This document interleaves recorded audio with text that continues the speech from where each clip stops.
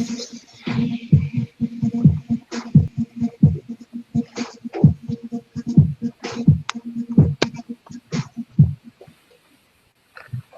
we are live for episode 30. Episode 30 of the BBL show. Welcome, everybody. Thanks for tuning in. As always, I'm your host, Tony Camper, and I'm here with my co-host, Larry Carter. All right, so today's guest is Evan Lemons. Evan is a crazy powerlifter. Dude caught my attention a few months back. He posted a video of, I believe he was squatting, and it was like near 500 pounds, and he made it look easy. And I'm like, man, this dude's strong. And I looked in the post, and it said at 148, and I was like, oh my God, because I lift at 148, and my squat is nowhere near that number. So I was just blown away. And then, I looked on his page, added him, saw some of his other posts, and dude's just a monster, man. So yes, let me introduce our guest, Evan Lemons. What's up, man? Not much, man. How are y'all? Pretty good, pretty good. So like I said, I saw you in the Barbell Life. Good question would be, how'd you end up in the Barbell Life? How'd that come about? Honestly, I don't even remember. Either one of my friends were already in it and just kind of added me to it, or I just came across it. There's a couple different pages. You got Squat, Press, and Pull by the Holcomb family and everybody like that. So I mean, I think I just kind of saw it from one of my other friends who may have already been in it. They added me, or I mean, it's been nearly 6, 7, 8 months I've been in it, so I'm honestly not even sure how I found it. We got a meme floating around that says, you ever seen The Matrix? Yeah. You know how Morpheus is saying, how does it go?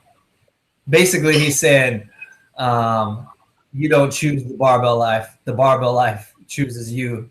Yeah. Because so many people that, they're like, I don't know how I got into this group, but I love it, or I just stumbled upon it, and a lot of people say, they found it at a good time in their life, meaning like, something was going on and, it helped them get back into the gym, or, they needed a good network of people that they could, share, stories and, that community, that bond with, and they just happened to stumble upon it. So, yeah. Good to have you in the group, though, man. You're a freaking beast. So we'll start from the beginning. How'd you get into lifting weights? Well, all throughout college or all throughout high school, pretty much in 8th grade, I started at Brindlee Mountain High School, which is in Guntersville, Arab area. And when I was in 8th grade, we just now got a new high school, and they made an announcement if anybody wants to run cross country or track.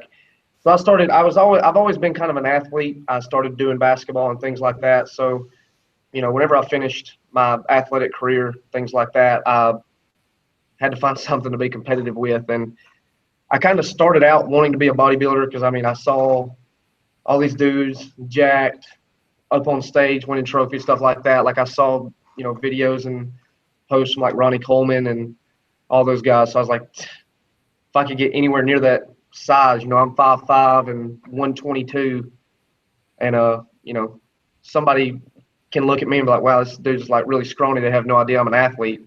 But I kind of got tired of being tiny. Nobody really cared that I was a fast runner or what my times were. But if you actually lift weights, someone's going to walk up and be like, dude, what do you? They always want to know what your bench, and I'm like, my bench sucks, but I can squat. Yeah.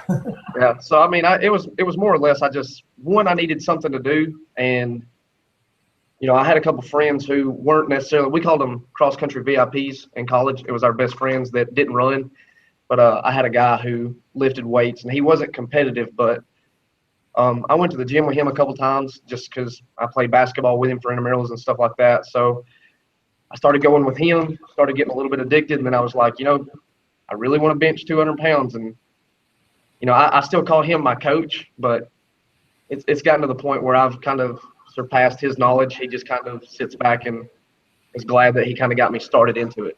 So when you started, pretty much how I got started. You were a little guy like me, huh?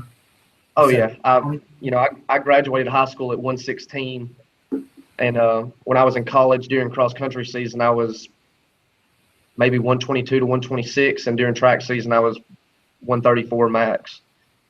So always been tiny. Yeah, well, when I first started, man, I mean, my whole life I was the same way. I was always the skinny guy, Yeah. And, I grew up. I was watching Mr. T and WWF and He-Man and all that, and my whole life I wanted to be, big and jacked.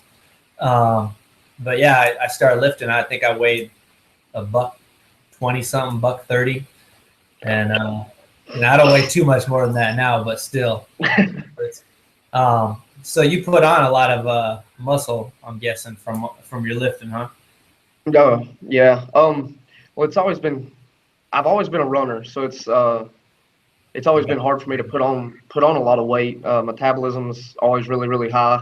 I mean, I can overeat and drink as many protein shakes as I want, but I mean, the heaviest I've ever weighed on a scale is 169.8, and it's hard for me to put on weight. I wanted to put on a lot, but at the same time, I told myself I'll never put anything into my body that I couldn't pass an NCAA drug test. And I mean, if you drink too many cups of coffee, you fail.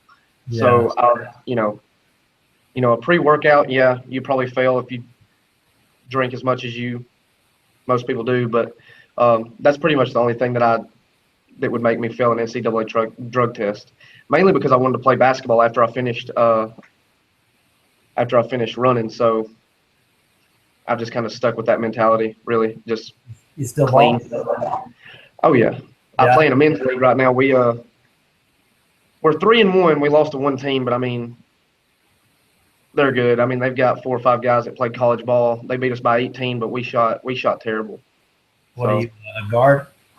Oh yeah. I usually run point, but a lot of times, I mean, I can shoot pretty well, so a lot of times I run people off screens. Like I can run for days, even though I don't do cardio. The only time I do cardio is playing basketball or, chasing my team around. But I just constantly, I'm down screening, moving around. I move a lot without the ball.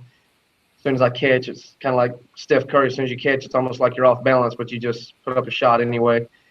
But yeah, I can still ball a little bit. I could probably can't right now because I'm kind of in prep phase. I'm about 2 weeks out, but for what? I from USPA. I'm doing my first USPA powerlift meet October 8th. So I'm 2 weeks out of that. So my vertical is kind of down right now because I've been focusing a little bit more on that. But to be 5'5", I can jam 2 hands.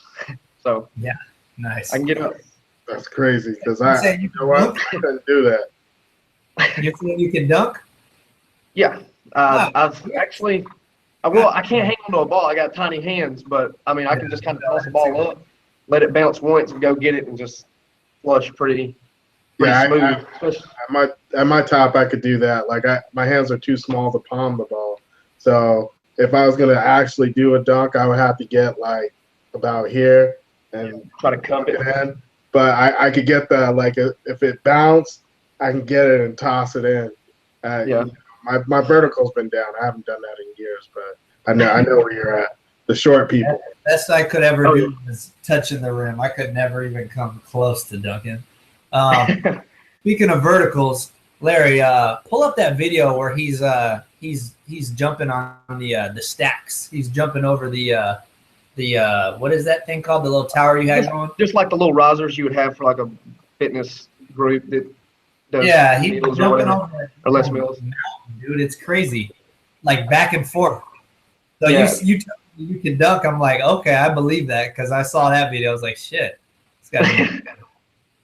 Yeah, we used to do those quite a bit. So especially even in high school when we were training, and everybody asked me how I learned to jump that high, and whenever I was a kid, like we never had internet. I've never had like cable. I didn't have cable until I got in college. Like I came from a pretty poor family. So the most fun I had was we had a basketball goal that I could lower, and I got to the point where I was like, you know what, I'm going to be able to dunk. So I'd put the goal at 7.5, and whenever I could 360 dunk 7.5, anytime I wanted to, I'd raise it up to 8, and then I'd dunk on it. And as soon as I could 360, it goes 8.5. And I knew as soon as I could 360 dunk 9.5 feet, I should be able to dunk in a gym. And the first time I ever tried was we had just got out of practice, and I took my jersey off and I ran up, and I'm a 2-footed jumper, and I ran up and dunked my jersey after practice and hung there, and I looked around and I was like, is anybody else seeing this? Like I was just hanging from the rim.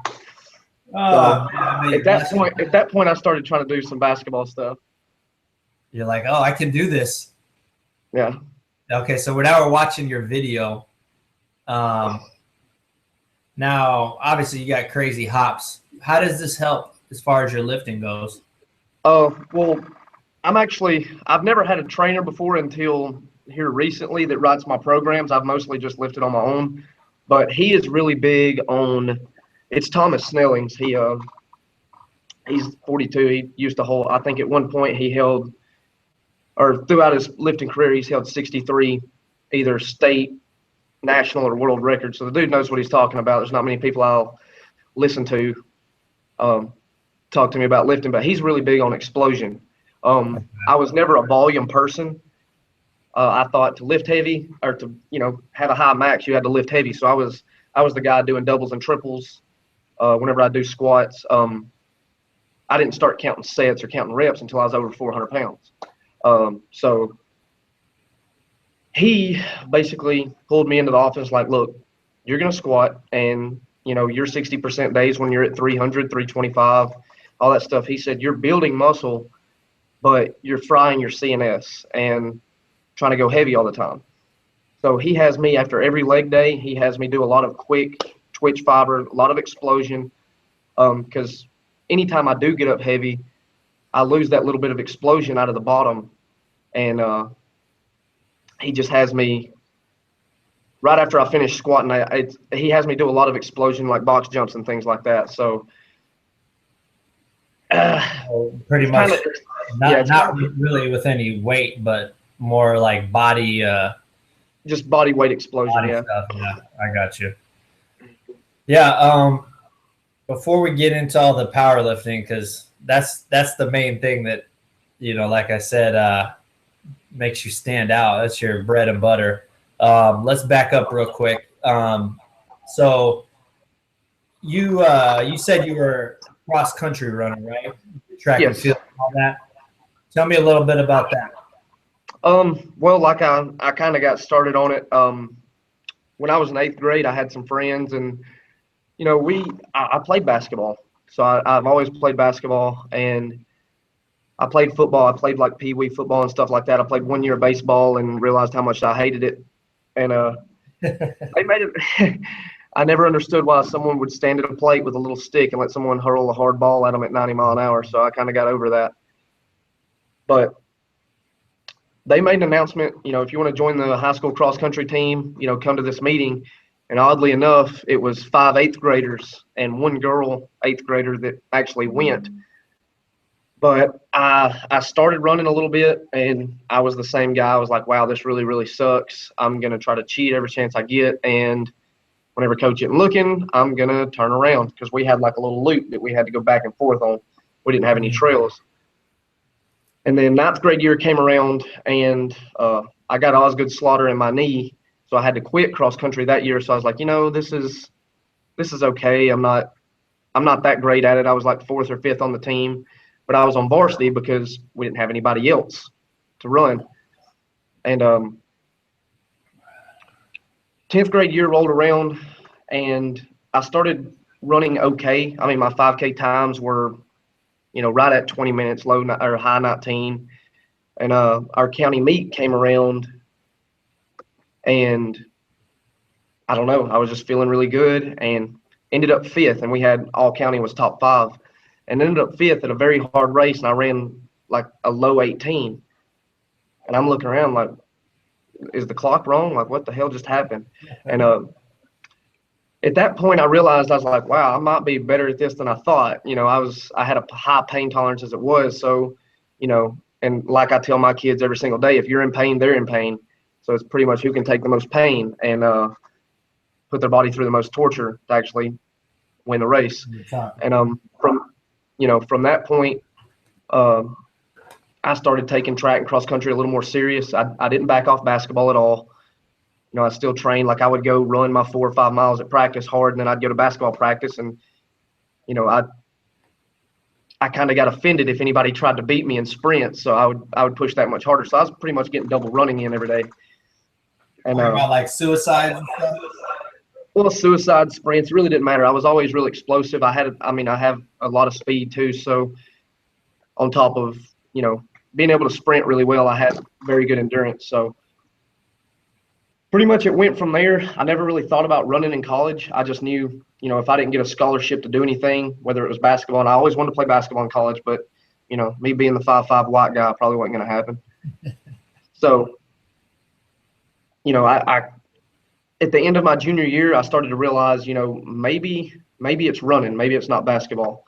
So I trained hard. It was the first summer I'd ever actually trained. And my senior year, I actually went from, at that county race that I realized I was good at it, I finished 5th. Very next year, I finished 2nd. And then the following year, I was like, you know, the one guy that beat me is gone. If I lose, it's on me. So, you know, it just kind of took off from there. And I had a basketball coach that, you know, was pretty much like a second dad to me. Anytime I needed something, he stepped in. He made sure I was taken care of. And he came to me one day and pulled me out of class. And pretty much I sat in his room for 3 hours filling out college scholarships, filling out, you know, college information. You can go on and do prospective athlete forms. And I started getting calls from colleges like, wow, how have we never heard of you before? And, you know, people started calling me. So I started getting letters.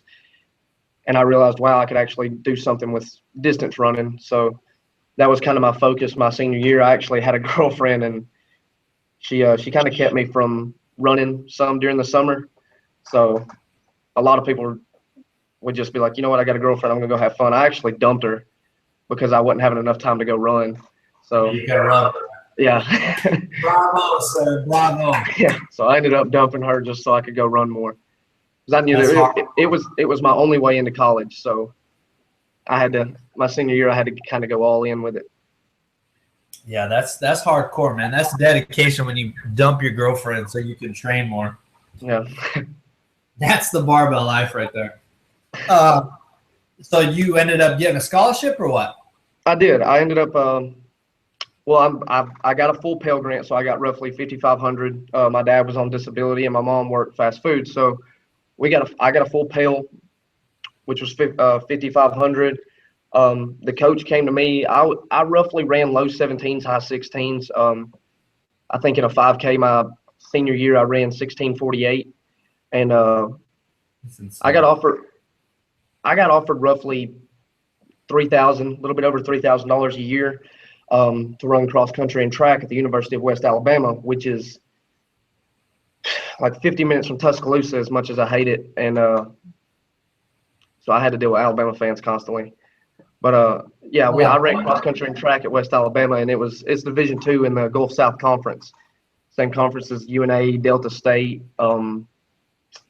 Harding. Well, Harding was in that class, and you got West Georgia. So it's pretty much the SEC of Division II football. You know, there's always top 10. Like, you probably have 3 or 4 teams ranked in the top 25 every year for football. Okay. So how was that experience? College cross country, track and field. I enjoyed it. Like, as far as the town, like Livingston, Alabama has nothing in it, or at least it didn't whenever I was there. It didn't even have a Walmart. It was like the one Walmart in the nation that was actually losing money. I didn't even know how that was possible, but like, just it ended up closing down. And before I ever got there, it didn't even have a McDonald's. It had a Burger King, but that was at the interstate, so you had to drive 10 minutes down the road to go to it. This is the town that houses your college? Yeah, it's okay. Livingston, Alabama. And we had one Mexican restaurant, we had one Chinese restaurant, and we had 2 steakhouses. So we called Chinese restaurant was called China, Mexican restaurant we called Mexico. So, and I still catch myself doing it today. Like the other day I was with my girlfriend's family. I said, yeah, we went and ate at Mexico. And she was, oh, y'all took a trip to Mexico. And I was like, no, we went to a Mexican restaurant. Sorry. So that's just how we kind of talked. And but it was really, really small. I loved the classes. It was kind of like being at my old high school. The classes weren't big. You actually got to know your teachers, stuff like that. It was kind of a commuter school anyway. Really, the only people that stayed on campus were people that were out of state or athletes that weren't allowed to leave. So we were really good friends with the soccer team. We were good friends with the tennis team. So on the weekends after training, we get up 5, 6 a.m. and go for our 10, 15-mile run, and then we'd go hang out with the tennis team. And I was the one person on my cross-country team that wasn't really – well, we had a couple people, but we didn't really drink. And there weren't a lot of things to do in Livingston, so if you didn't drink, you hung out with drunk people, and you laughed and you filmed people. So that's pretty much all we had to do. If you wanted to go do something fun, you had to drive to Meridian, Mississippi, or you had to drive up to Tuscaloosa.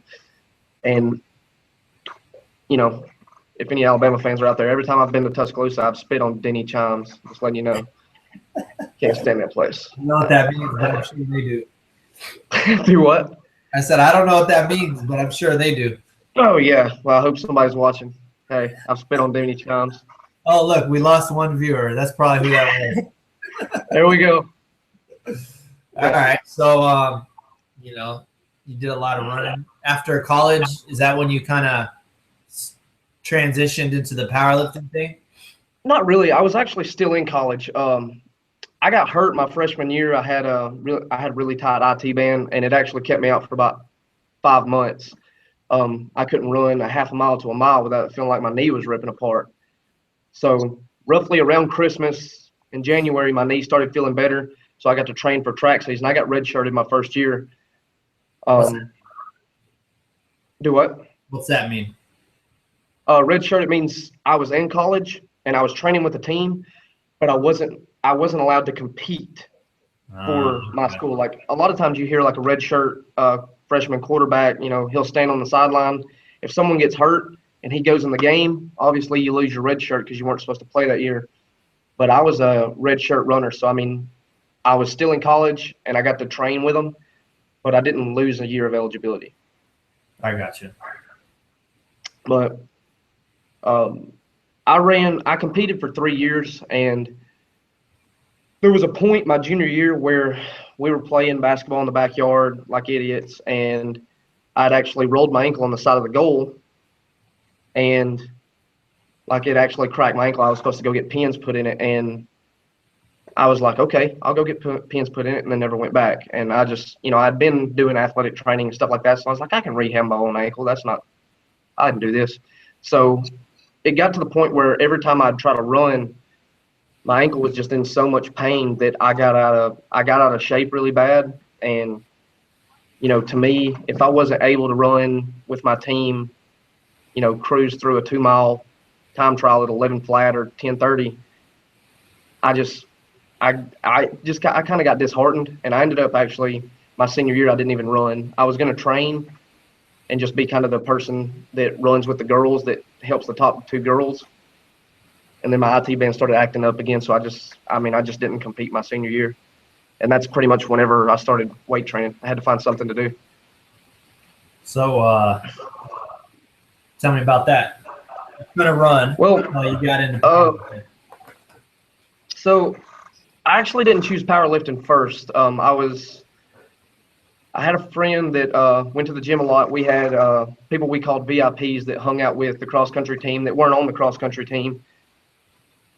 His name was Joe Seal, and he did a lot of lifting. He was upper threes. I don't know if he ever hit 400 on his bench, but he was, he's a tall guy, 6'5", 6'6", 230, 240 pounds, like just a big guy. And so I would go to the gym with him, and I started, realizing, wow, he's really strong. I was looking around in the gym, and I was like, some of these guys are, pretty stout looking, and I'm standing in there at 122 pounds. And I was fairly strong for my size. My legs were always strong because I was always running and stuff. My upper body, I had the bird chest. Heck, I think my pecs actually went in. Yeah. But, About that, man. but he kind of got me started with it, and it kind of sucked. It got to the point where he messed up his shoulder, so he had shoulder surgery, and I didn't have anybody to work out with anymore. And it's messed him up for a while now, and I feel kind of bad about it because I was the one that talked him into it. I was like, look, if your shoulder's clicking like that, man, you need to have something done. And then doctor kind of jacked him up. Oh, snap. We lost him. Looks like we lost him real quick. He should be back. He'll jump back on, man. Yeah, dude, I can relate a lot to what Evan's saying because when I was growing up, man, I was always skinny and, I played basketball. I was really fast. I would run. I never really got into track. I mean, we do PT or PE, and I was always good at it. Like we'd run, we'd do like relays or sprints and stuff like that. And I was always good at it, but I just always hated running, man. I just never could even try to love it. And I got into track my 3rd grade year. What ended up happening was, you know what? In 3rd grade, what ended up happening is we moved to Greece. And when we moved to Greece, everybody, they would have this like whole base thing where everybody ran. And so I was always a small guy. Huh? They had that same thing in Hawaii. Yeah, so I would run and I would always come in 2nd place. And I was like, I almost beat it. And no matter who I ran against, I came in 2nd place. And then one recess, we had this whole unspoken rule with all of the kids. If you ran to the ball and got there, you got to be in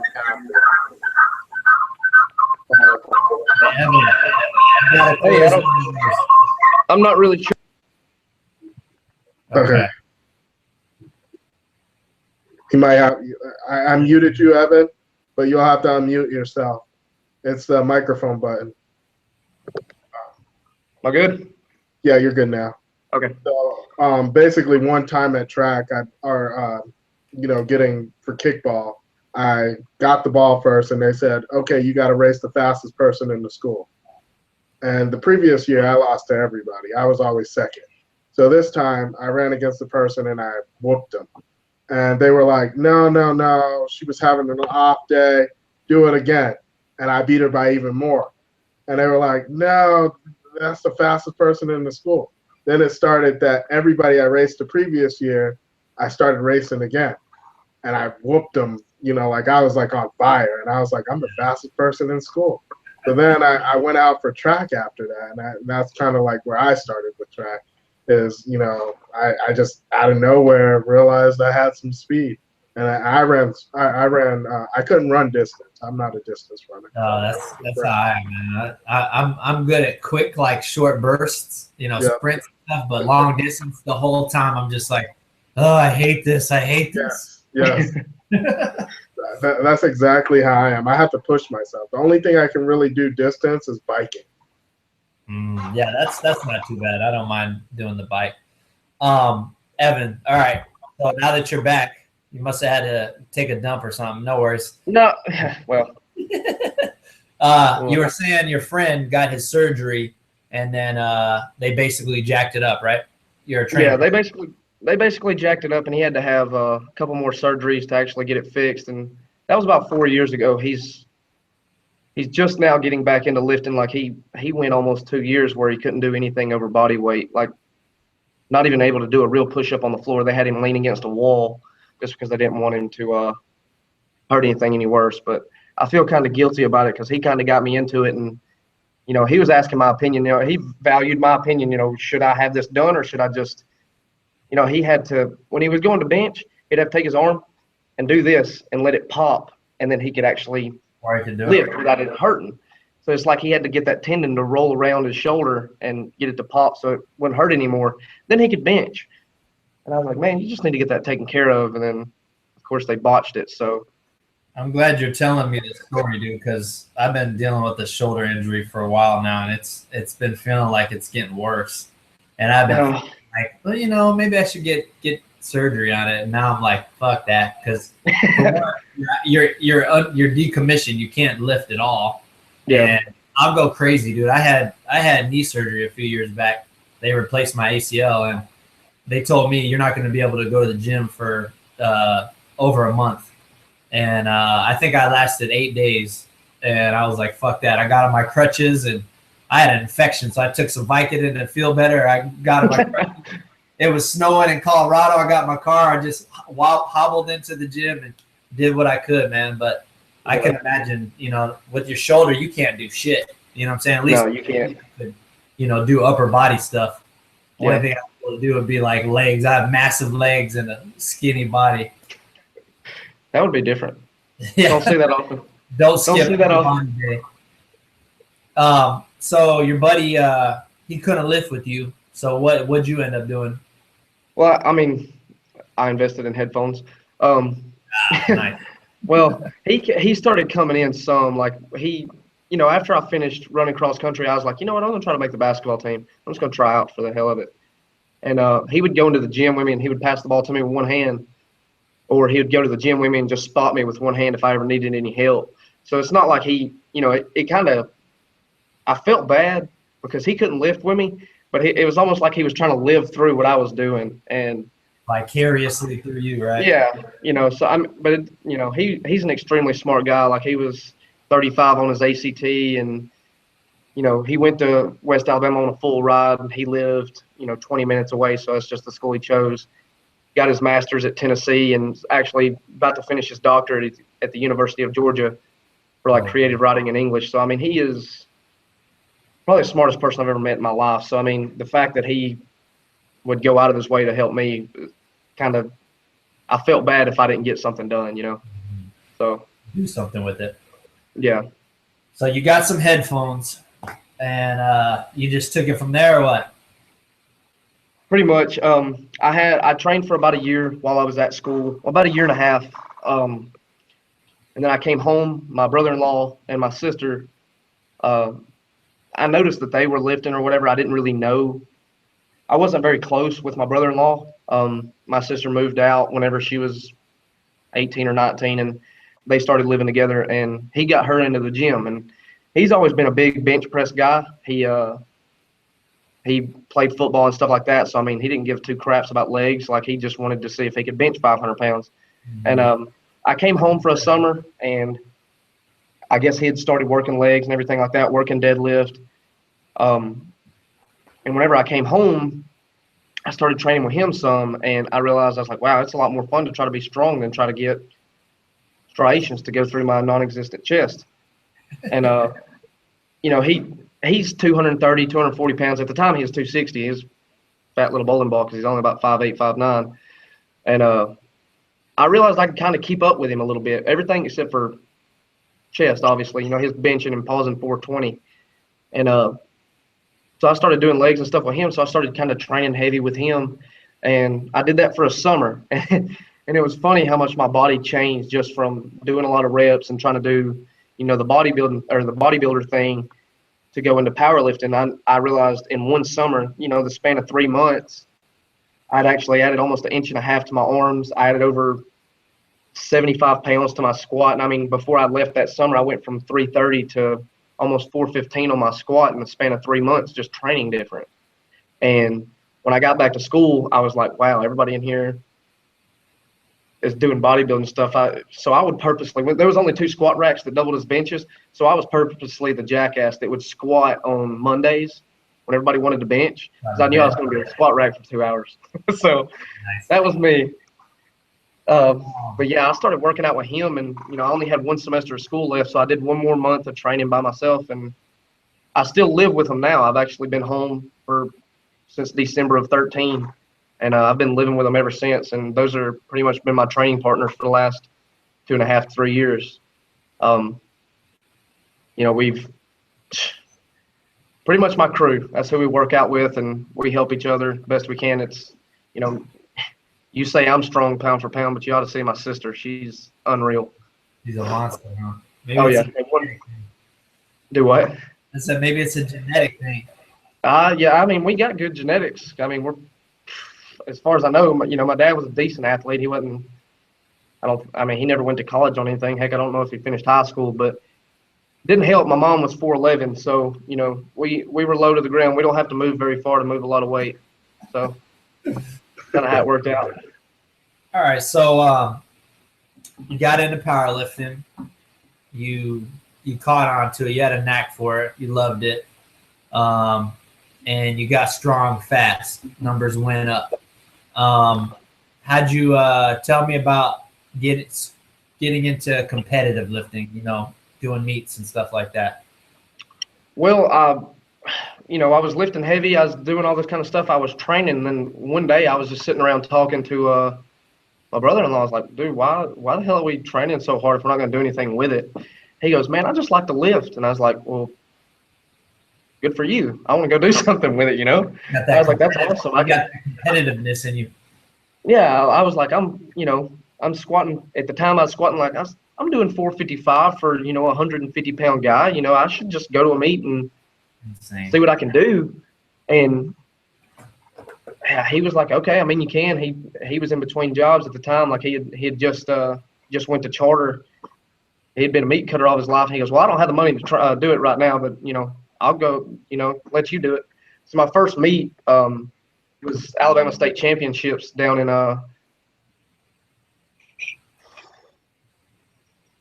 somewhere. It was in Moody, Alabama, and it was with SPF, which is Southern Powerlifting Federation. It's ran by Jesse Rogers. I go down there, and I'd never hit more than 455 in a gym, so I didn't know what to expect. I get in there. It's not a big meet. Alabama's really not a big powerlifting state. But, there might be 20, 25 people in the meet. It's small enough to where everybody is in one flight, which really sucks. But I get in there. I start doing my warm-ups and squat, and I start looking around, and I was like, there's nobody in here that's that impressive. I was like, why am I at this meet? There's, maybe I have a chance to win this thing.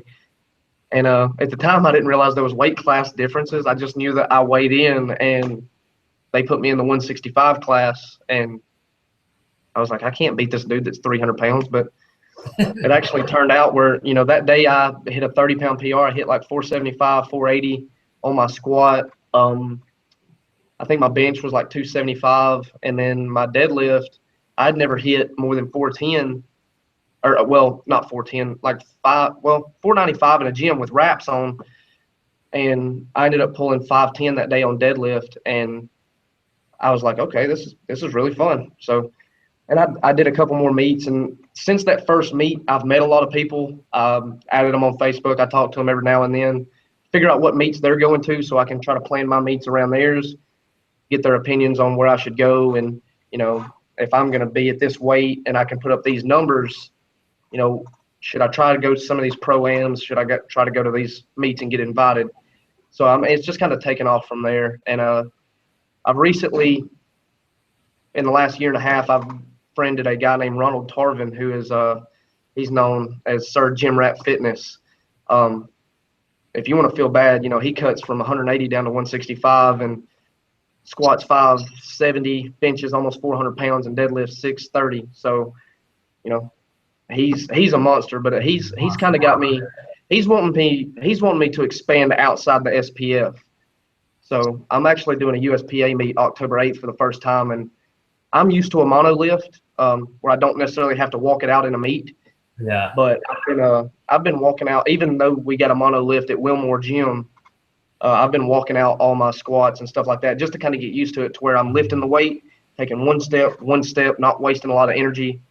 I'm tight, and then I go. So, it's going to be different because they use the jack stands instead of a mono, but I'm just testing the waters, see how it goes, I guess.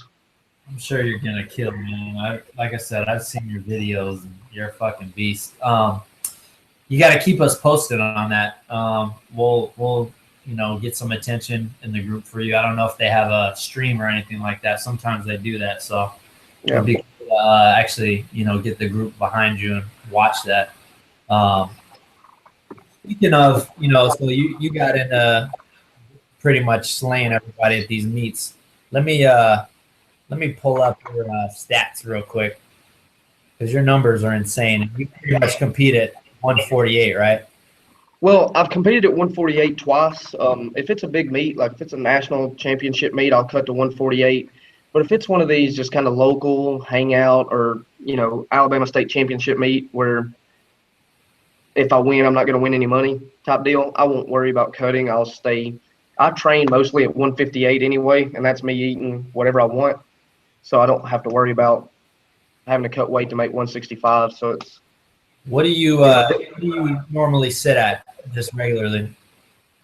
In between 157 to 162. Depends if I lift in the morning or afternoon. Okay.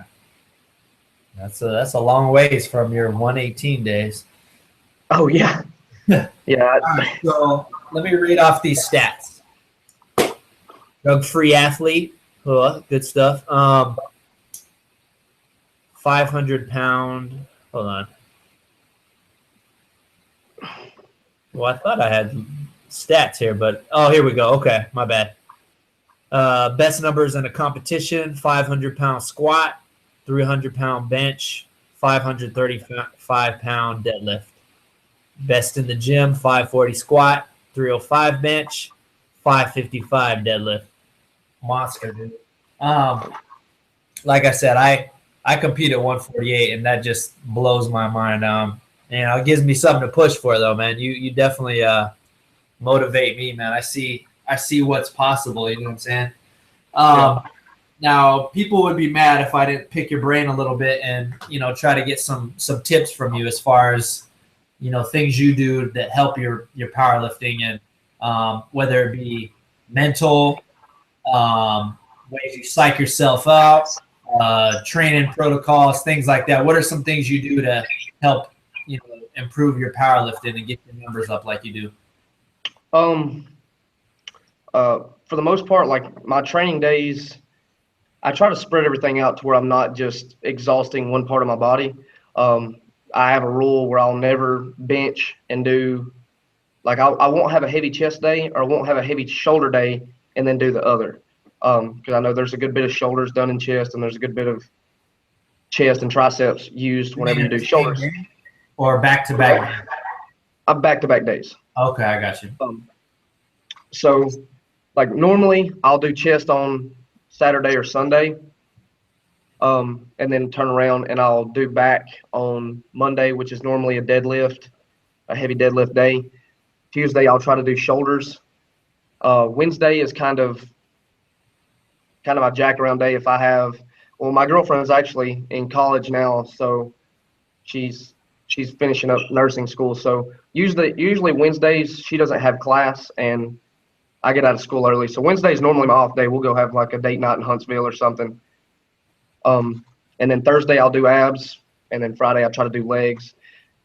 As far as psyching yourself up, I'm not one of those guys that, walk up to a deadlift bar or like scream, run up and grab it. I'm very slow about my setup. Everything has to be perfect. Whenever I set up, it's a lot like Dan Green's setup. He gets his legs set, he stays tight, he takes his 3 deep breaths, he squeezes one time, gets real tight, grabs the bar, pulls the tension out and rip, and grip and rip. But I like that. I like that saying, be the calm in the storm. Like right before the storm, you just really, really calm, and then just kind of hulk out, not run up and grab the bar like an idiot. What's funny is I was telling you about Richard Hoffman, the Ant, pound for pound strongest man in the world. His approach is real similar to what you're saying. Most guys go up there and they're like, and, doing smelling salt, slapping themselves and just really getting like aggressive when they approach, the squat rack, deadlift, whatever. And his approach is the total opposite, like what you're saying, where he comes up really calm. He's just really, really calm and almost in a meditative state. And then he just pulls the weight real slow not slow, he real calm and just yanks it up, puts it down. Like it's great. Yeah. And I've tried that ever since, we had him on the show, and it really does make a difference, man. I mean, it's all about what works for you, but what you do, what you're talking about is totally different than the majority of people out there.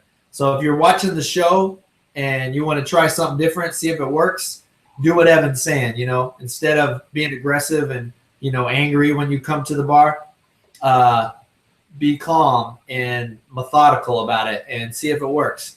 So that's good advice, man. Another thing about that is, Matthew and me, we just went to strongman competition, and one of the guys there, I forget his name, but he's here in the Phoenix area, and he, smashed a few records while, national records while he was there. I mean, he just like went there, and I'll have to get the videos for this up and everything, but one of the things that he was talking about, he was like, he never goes to the bar angry, and he would stand out in the background. And what was he listening to? He was listening to stuff like Enya and, very calming music to where he gets into a meditative state and a meditative flow. And he was like, yeah, that's what we do to get into that flow. And if you hang out in, more metaphysical circles where people meditate and do different things like that, like the monks, they're able to endure all of that because they get into what's called a state of flow. And so when you get into a state of flow, that's when you're able to do crazy stuff like lift a car, because it's not your ego. If you're getting to the bar and you're like, you're lifting with your physical, you're lifting with your ego and everything like that. When you draw that aside and you get into that state of flow, you can do crazy things no matter what it is that you're doing. Like for me, when I start programming and I get into that state of flow and that Zen state, I can program more efficiently and do more complex things in that state of flow than I can if I would, just approach it and be like, how am I going to solve this problem? And go at it, kind of aggressively. And it's the same thing with lifting and other sports too. When I would run track, it would be the same thing. I would get to that calm state, and when I get to that calm state, I would just fly past people. Yeah, I'm gonna definitely try to incorporate that more, because there's something there that's untapped. I mean, guys like Evan and Rich, putting up all this weight, and for little guys, that's insane. You know what I'm saying? They're lifting more than guys 1, 2, 3 weight classes above them. So I'm not messing with the India though, man. I can't do it. I saw Evan over there laughing when you mentioned India. So Evan, I'm trying to think. There was something I want to ask you. Well, I was actually laughing a lot because I remember the last couple of PRs I've had, I'm jamming out to Fergie before I ever go to the bar. So, I try to listen to. Sometimes I'll turn on my iPod and I'll tell myself, regardless of what comes on, I'm hitting shuffle and I'm lifting to it. So, I've downloaded some stupid songs just to play, like in the gym whenever I make my teams practice. When I know we're about to play in a loud place, I'll download Backstreet Boys. I'll download something that's going to make them laugh and think it's stupid, but they've got to concentrate through it to still know what they're doing. So, I mean, from time to time, I'll do that to myself just to make sure I can still concentrate. Like, regardless of what's going through my head, making sure I can still slow everything down and concentrate. So that's fun. And that's why I started laughing. I was like, man, I jam out to Fergie. So lastly on the powerlifter, man, and this is me too, trying to pick your brain. Is there any like programs or anything that you recommend that have helped you, get up to the status that you're at? Well, I've had the biggest jump in my maxes here recently. I told you there's a guy that's writing my programs now named Thomas Snellings, and he's an old power lifter. I say old, he'd probably punch me in the face. He's 42, 43 years old. But he's really big on volume. I've never been big on volume. And, whenever I looked at his list, I was like, wow, I got to do, I was looking at my schedule and it said 60% for 5 sets of 10 on squats. And I was like, wow, I really got to do 300 pounds for 5 sets of 10. This is a joke. He goes, yeah, but you only get, 120 seconds rest. I was like, oh, okay. I was like, it's still 300 pounds, whatever. I'll warm up with this crap. And I'll never forget it. My girlfriend was there with me. And after about the third set, I looked over at her and I was like, look, you're going to have to go get a trash can because I'm about to puke my guts up. And I've never thrown up doing a leg day or, working out in the gym. I've never been able to throw up. And I told Thomas, I was like, no matter what you write down on that paper, you'll never make me throw up. doing all this volume. And he looked at me and just kind of smiled and said, challenge accepted. But if you're one of those people that like to just lift heavy every single day, I suggest doing every 3 to 4 weeks. You need to give yourself a deload week to the point where, you know, you're frying your CNS. If you're trying to max out every time you go to the gym, you're frying yourself. You're not going to see your max go up from week to week if you're just trying to max out on bench every week. So, all right, what he has me on now is like I do 4 heavy weeks of squat, bench, and overhead press, but he only has me doing three weeks of deadlift. So it gives my body a little bit of a break. So, rest is a lot more important than people actually realize. And it took me 3 years of lifting to realize how much rest actually matters. Mm-hmm. All right. So for those of you out there that don't understand some of the terms he's saying, CNS, central nervous system. Now a deload week, basically you're not really going heavy. You're taking it easy for a week. You're letting your body, recover and heal, and pretty much your CNS to recuperate. And that way you can re-engage and go strong again, because like Evan said, if you don't, you basically, you wear yourself out. Your CNS is fried, your body's just burnt out. And you'll see your lifts start to go down because, you're overtaxing it. So good advice, man. Really good advice. I was anxious to get you on here so I could pick your brain a bit, because I aspire to hit numbers like you got, man. It's insane. Now you were talking about on your iPod playing Fergie and stuff like that for your students. We haven't really mentioned yet, but Evan is a PE teacher, middle school, right? Yeah, 6th through 8th grade. Okay, tell us a little bit about that. So whenever I was in college, I was trying to figure out what I wanted to do. My first semester, I came in, I was like, I want to be an athletic trainer. Whenever someone hears athletic trainer, they think, oh, so you train people to, play sports. Well, that's what I thought, and I was 100% wrong. An athletic trainer is somebody who is injury prevention, basically. After someone gets hurt, or if you're an athletic trainer for a football team, you're constantly taping ankles and, taking care of people. Mm-hmm. But I ended up changing my major to exercise science. Started, learning a little bit because I wanted to train people. I knew I wanted to stay active. I knew I wanted to help people that wanted to go to that next level.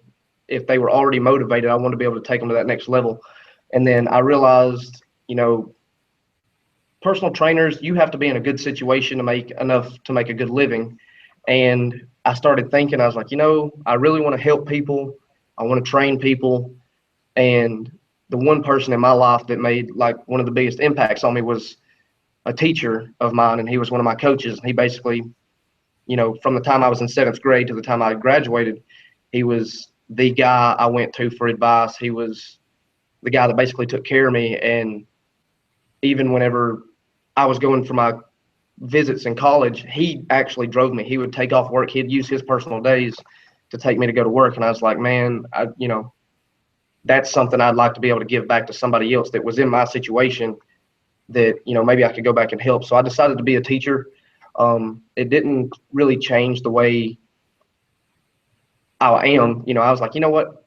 I don't want to sit behind a desk or dress with a tie every single day and sit in front of a class and teach. I was like, I'd much rather be in the gym, teaching sports, having fun, doing that kind of stuff. Like, I love being able to get out there and play with these kids every single day. And, if we're having a flag football tournament and somebody's missing their quarterback, I'll step in and play with them and, stuff like that. So I teach 3 PE classes a day, 6th, 7th, and 8th grade. And then this year I'm actually doing math intervention. So I'll go into some of the remedial math classes for 6th, 7th, and 8th grade. And the kids that are struggling, I will, after the lesson's over, I'll pull them out of class. And if they're struggling with the new Common Core crap, which is an absolute load of crap, I'll teach them the old way of how to do it and be like, look, you're still going to get the right answer. Maybe this makes more sense to you. So I pull kids out of class that are struggling with math, and I help them. So that's pretty much my 6 periods a day. Okay. Yeah, that's pretty cool, man. I wish I had you as a PE teacher when I was a kid. Shoot, I'd have gotten to this a lot earlier. Now, do your students know how much a beast you are? You know, the powerlifting and all that? Well, they ask me. I got a couple kids that call me calves or call me legs because, I mean, my calves are fairly big just from running, and I like doing calves. I mean, I've never been the guy that wants big biceps. I was like, everybody's got big biceps. What about shoulders? What about legs? I want to be that guy. I want to be different from everybody else. So, I mean, they know I power lift. And I changed my stuff from private to public, just because I did want to get viewed a little bit more. So I'll have kids try to like follow me or, look on my Instagram or whatever and, just kind of stalk stuff. So I try not to post it. Obviously I won't post anything like me sitting there flexing in a mirror with, just a pair of shorts on or underwear or anything like that, trying to show off because I lose my job. But like the picture your girl didn't want us to post. Oh, yeah. Well, the only reason I even took that picture at the time, really, and she was the person I actually sent it to. I took it on Snapchat. It was right after I just finished my cut to 148, and I was 147.6. And I mean, I was the leanest I've ever been at the size I was, and I was like, dude, everything in my body right now is popping. This is a freaking sweet picture. So it looked like I was getting ready for a show, and then saw that I sent that picture, and I immediately regret. She's like, no, I don't want that on there. I laugh. Yeah, she's actually staring at me right now. Listen to that, like, yeah. She's actually staring at me like right now. She's like, yeah, you might. I'm the only one that gets that picture. Go ahead and delete it off your phone. That's too funny. She don't really. I mean, she likes people knowing that I'm strong, I guess. But they can watch from afar. I feel you. So as far as teaching your students, do you ever do like weightlifting days or anything like that? Well, we're not really allowed to. I mean, I tried to get a weight training class and for the high school, but we're in a situation right now where we're kind of low on teachers anyway. So I couldn't get that elective class to go to the high school to be able to teach weight training. So I'm really big on whenever we actually do our exercises during class or like, whenever we're warming up for the day before we start our activity, I was like, you do it the right way. I was like, I don't care if you can't do a push-up. On the very first day, I explained to them, if you cannot do a push-up, my goal is for you to be able to do one by December. And by May, whenever we get out of school, you're able to do 5. Like, some of these kids can do 15, 20 push-ups right now, and then some of them can't do any. So, like, you're going to do it the right way. You're not going to stick your butt up in the air. You're not going to turn your hands out. You're not going to do all that kind of stuff. You're taking your arms, you're going right in front of your nipples, and you're pulling yourself to the ground, not letting yourself hit the ground, and you're trying to push yourself back up. So, I'm really big on doing stuff the right way, whether you can do 1 rep or not. My goal is to get them to where they can actually do it. And my thing to them, and I haven't gotten in trouble for it yet, but I was like, I have everybody in the class raise their hand. I was like, have you ever seen somebody at Walmart in a motorized wheelchair? And they're all like, yeah, I've seen people driving around. I said, is it ever because they're actually hurt or because they're too fat to walk around? And they just all laughed. And I was like, yeah, it's usually because they're fat. And I was like, okay, I don't want to see that be you in 10 years. That's why I'm like this. So I haven't gotten in trouble for it yet, but that's kind of how I go about it.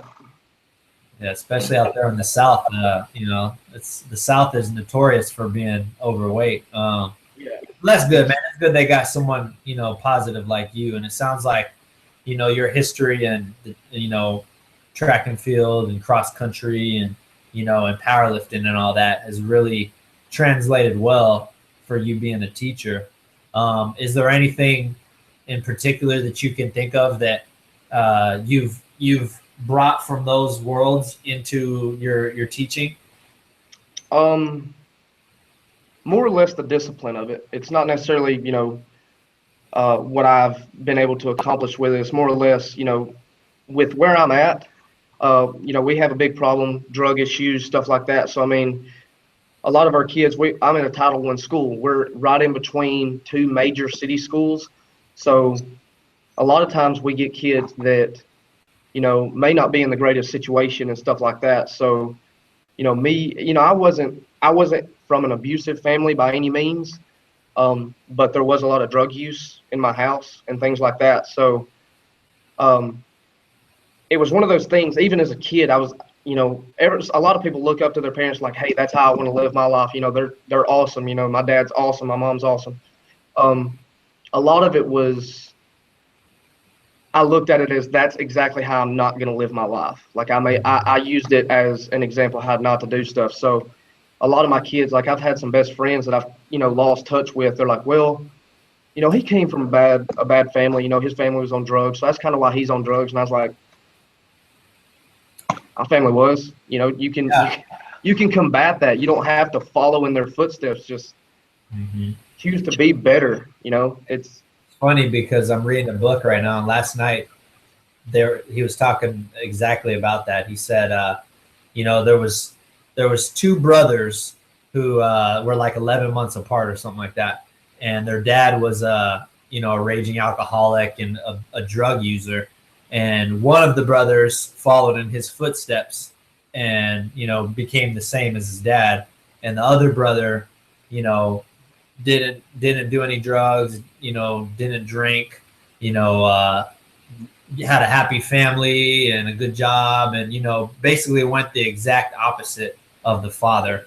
And it's a perfect example of you can choose your path. You can either let the negative way you grew up be your excuse to follow that path, or you can let that be your motivator to go the other way. So well said. I totally agree with that, because you look around and a lot of people, they will blame so many different things on, I didn't have the right parents. I didn't have this, just tons of excuses of why they couldn't do something, or what things in their past, limited them from doing something. And one thing, like in physics, that you're taught is time does not really go in a straight line. No matter what you did in the past, it does not really define your future. Every moment and every reality is separate.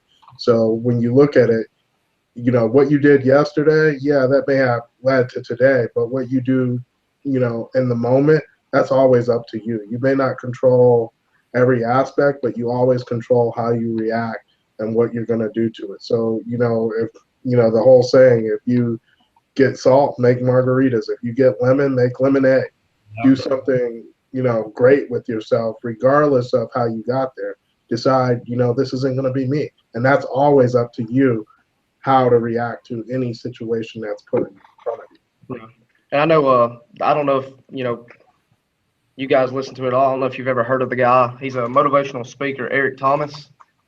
I actually download a lot of his stuff. So, a lot of times I'm at the gym. If I get tired, because I haven't updated my iPod in like probably 8 months. Like I got the same music on there I've had on there, whenever I was in college. But, a lot of times I'll actually just pull up his videos and just listen to that dude talk. And Masqué Media, they put a couple of compilations together of like him, Tony Dungy, and just random guys that, the videos last for 6, 8, 10, 12 minutes.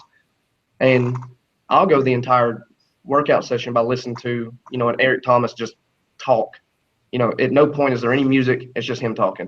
So, it's just kind of, if I need motivation that day, that's just what I do. I'll listen to a motivational speaker. My kids think I'm crazy, but I'm like, I have a quote of the week every single week, and a lot of the stuff comes from Eric Thomas to begin with. So, yeah, I'm gonna say this, man. Before the show, I respected you as a powerlifter because you're strong as fuck, and the numbers you're putting up are insane. But after talking to you, I have a newfound respect as far as where you came from, what you've done with your life, and how you're making a positive influence on the future generations out there. Because I guarantee your students, past and present, you've touched somebody, you've made a positive influence in someone's life, and that's really what it's all about, man. And so my hat goes off to you. I appreciate what you do, and I respect that. So on that note, man, it's been a really great show. Definitely appreciate you coming out, having you on. Good luck. You said October 8th? October 8th, I'll be in Tuscaloosa. It'll be a USPA meet. It's a Battle of the Beasts. Well, I'm not really sure. Not really sure if they've got a live stream, but if I find out, I'll make sure to post it and send it to you guys. You can always, have your friends or your girl or something do the Facebook Live and let us check it out, when you're lifting and stuff, some of your lifts. Get plenty of pictures, post them to the group, keep us up to date, man. And, you're a great dude, man. We'd love to do some things with you moving forward. We can also host a Snapchat. We've been doing that. So yes, good one. Yeah, we do a BBL takeover of the Snapchat. So basically, we have our Barbell Life Snapchat, and we basically hand it to you for that day, and you just take over. Everything you're doing. You can take snaps from beginning to end, and everybody in the group can follow your day as you host it. So I don't know if you know Snapchat or your girl or whatever. Oh yeah, I do. And it immediately made me think, like, I've got a lot of my cross-country friends. Pretty much every time I go to the bathroom, I have to take a picture of my shorts around my ankles and be like, man, I'm thinking of you guys while I'm taking a crap. So, I was like, I guess I should probably leave that off the Barbell Life, even though that'd probably be funny. But, well, let's do that, man. Let's do a BBL takeover Snapchat for your competition if you're down. Sounds good. Yeah, man, great having you on. Do you want to give any shout outs or any plugs or anything before we wrap up? Pretty much Northeast Alabama. We don't get a whole lot of love from powerlifting and CrossFit and stuff like that. So bodybuilding, it seems like every other state has plenty of them, but Alabama, we can hold our own. So obviously. All right, so Northeast Alabama in the house. All right. Well, like I said, man, great having you on the show, and we'll definitely be doing some things moving forward. Larry, you want to take it from here? All right. Sorry to keep you guys in suspense. So, as you know, we're doing the rounds. We're coming with the supplements. They are definitely in the works still, and we're getting there. So we have plutonium, which is going to be that pre-workout that's going to give you that boost that you need to get through your workout. We have chain reaction, which is going to be your pre-work or your post-workout. That's going to, help you with muscle growth and help you with soreness. And thermite, which is going to, be that fat loss. And I know some people have been out there in the group recently with post talking, do fat burners work? Yes, fat burners do work. Not all of them definitely work, but they do a variety of different things. If you are having issue with overeating, like ours, it has an appetite suppressor in there that's going to help you not overeat.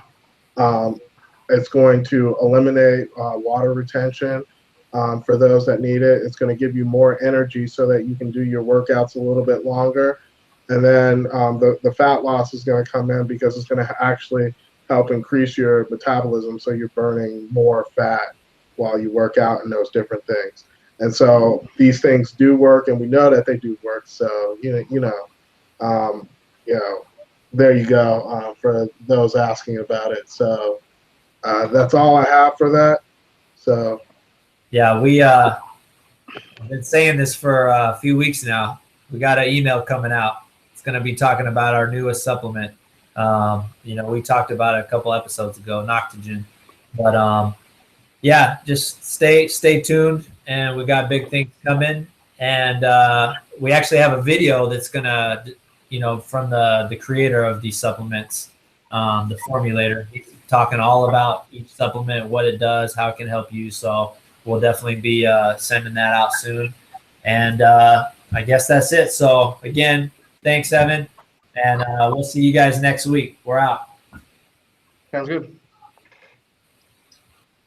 There we go.